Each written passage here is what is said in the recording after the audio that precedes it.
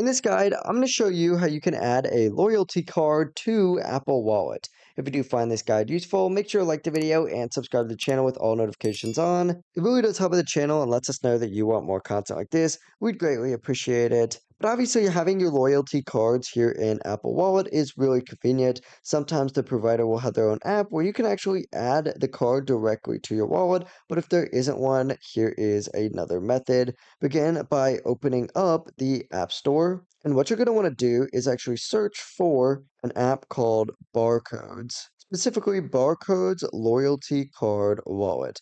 Go ahead and select Get on this and begin downloading the app. And once it does download, open it up. That's going to look something like this, and it's going to kind of walk you through the process once you do get on here. You're going to want to tap this little plus icon right here, and then you can either choose Scan with Camera and scan your card, or you could choose any of these other options, and you could specifically add a name or URL if you'd like. Just make sure you hit save at the very end. Now, with whatever card you did just add on here, you're going to be able to select it and press edit in the top right. And then if you scroll down, there's going to be an option that says sync with Apple Wallet.